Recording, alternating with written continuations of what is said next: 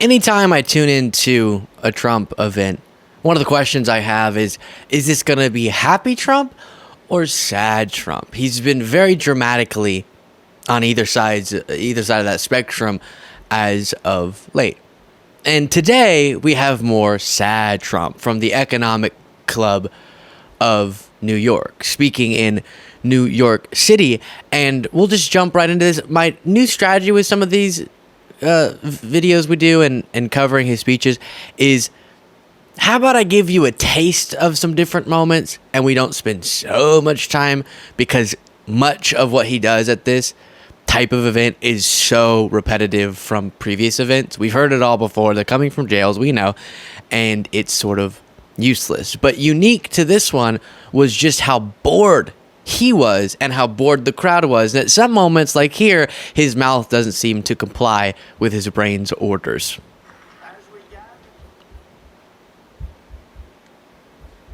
As we gather today, we have an economic disaster on our... That's kind of similar to the Saudi Arabia Russia will be Rubidoux, because he just gives up on the word. I don't know. As we gather today, we have an economic disaster on our hands. We have an economy in crisis, a failing nation, a nation in serious decline, under the radical policies of my former opponent, Joe Biden, and my new opponent, Kamala Harris. As I've said before, to credit him, Aaron Rupar puts together these threads and said Trump is reading very strongly to the Economic Club. We're in the midst of and the economy is, yeah. And another thing that Aaron Rupar pointed out is this: yikes, a monotone, sleepy Trump is being met with complete silence at the New York Economic Club. Weird vibes. The highest in the world, 35%, and actually, when you add local and state numbers that were getting close to 50, but much, much higher, nobody's ever seen. We brought it all the way down to 21%, which everybody said was impossible to do. And I heard it from everyone. They said, you'll never be able to do that. And I got it down to 21%. I cut a record number of job-killing regulations. In 4 years, we cut more. And we've discussed the impact of his slashing of regulations, certain regulations that have been catastrophic to cut.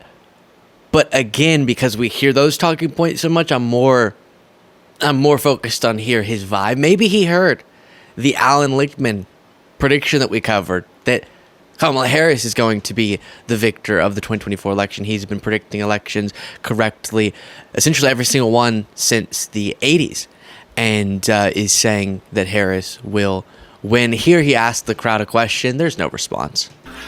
The price of gasoline was $1.87 a gallon. Doesn't that sound good right now?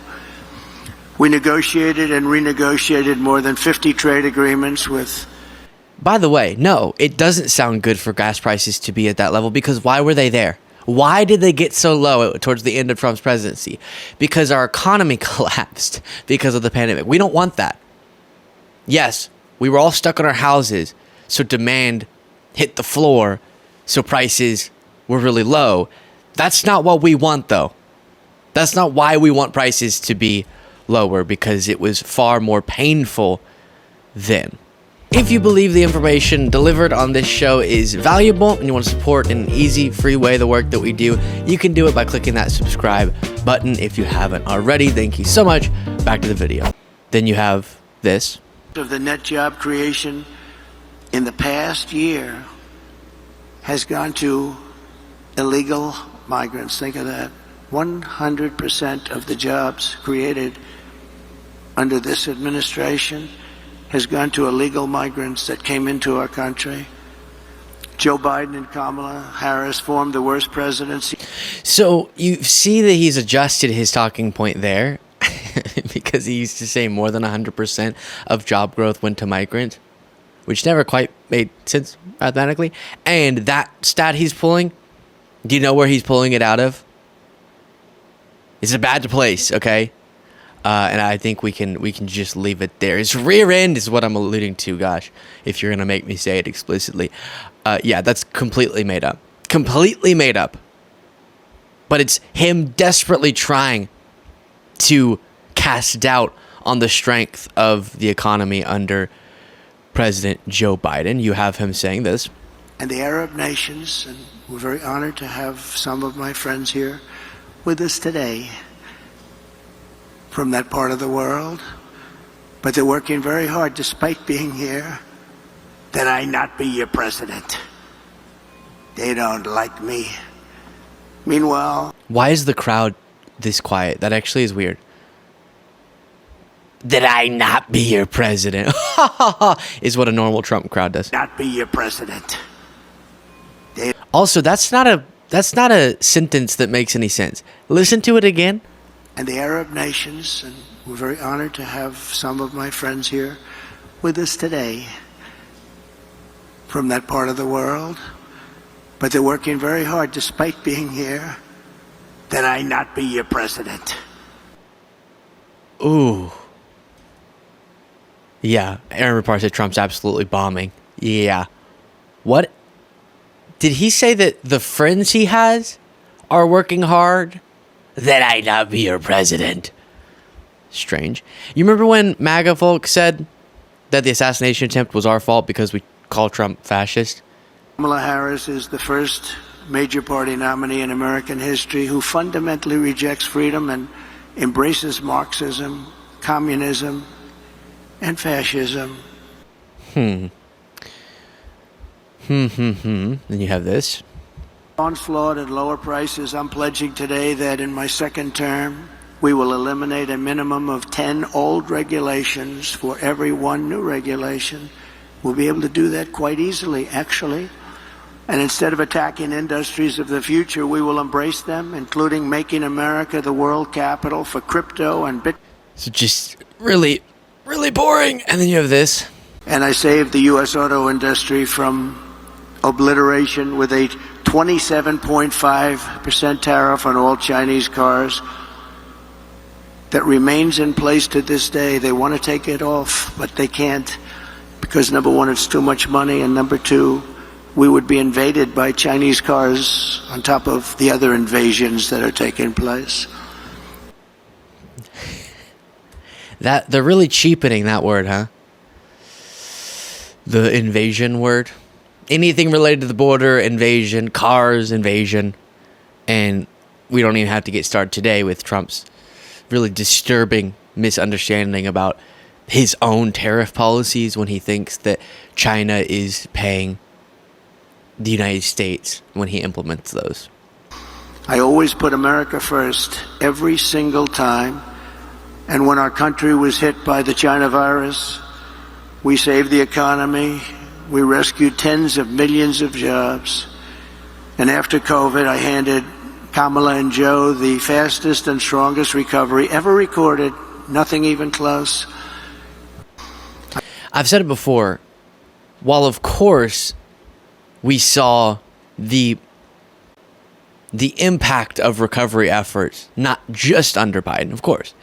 There was stimulus and there were efforts to get the economy back on track. And if you want to credit Trump for some of that was happening towards the end of him, fine. The fact that some of these economic problems were so exacerbated throughout this crisis, you then would also have to blame on Trump because he was the president. And Trump needs people. He needs people to misremember the time when he left office. Thousands of people dying per day. Our economy still in a really painful situation. Crime spiking. Largest spike in homicide rates in history in the United States in that year. And he tries to induce collective amnesia so that people think that history or that our timeline went from 2019 to 2021 when Biden takes over. And that's just not the case. But he relies on that for people to misremember why it was that we kicked him out of office. He also said this. That African Americans and Hispanic American jobs are under massive threat from the invasion taking place at our border. They're taking the jobs of Hispanic Americans, African Americans, and nobody talks about it. But I won't let it happen. Yeah, it's sort of a different rendition of his black jobs talking point that no one really seems to resonate with. And Aaron Rupar said about this next clip, Trump is delivering the American Carnage speech 2.0 to the New York Economic Club. He's being met with complete silence. And, you know, let's listen to it, and then I want to talk about why this isn't working for him. She'll seek out and she will try and get those things if she's elected, and she may very well succeed in getting them. She recently said her values have not changed, and these have really been her values for her entire career. Her values haven't changed. That's what she wants. So she told the truth. We're not going to let this happen. Communism is the past, freedom is the future, and it is time to send Comrade Kamala Harris back home to California, where crime is rampant and fleeing is the #1 occupation. Okay, so here's what is going on here. Trump comes out, and while, yes, I won't go through this all again, because we talked a lot about the difference between a 2016 Trump, even sometimes 2020 Trump, and 2024 Trump, where he clearly, whatever it is, he's tired, he's aging. He doesn't come out with the energy as often or the entertainment that would draw media outlets to really give him whatever coverage he'd like, and thus him be able to drive the narratives that he wanted to. And there's this energy and interest on the other side that we haven't seen in some time. So that just takes away what was so powerful. So we've addressed that a bunch of times. The other thing is his whole method, and this is the case with a lot of authoritarians. You have to run your necessary in your argument because there's this pressing, unprecedented crisis. That's the only way you can justify your own presence.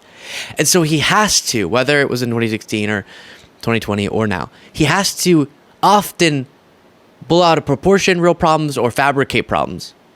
Hannibal Lecter coming across the border. And convince people, poisoning of the blood. There's this existential crisis, often a threat to your identity and your culture and all of that. We've heard it many times in history. And it's dark and it's grim.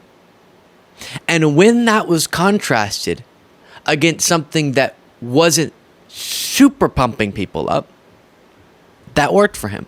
And when all the attention was on him, that worked for him because it was an aesthetic he was able to create where people then are operating under this assumption that, yeah, everything is falling apart.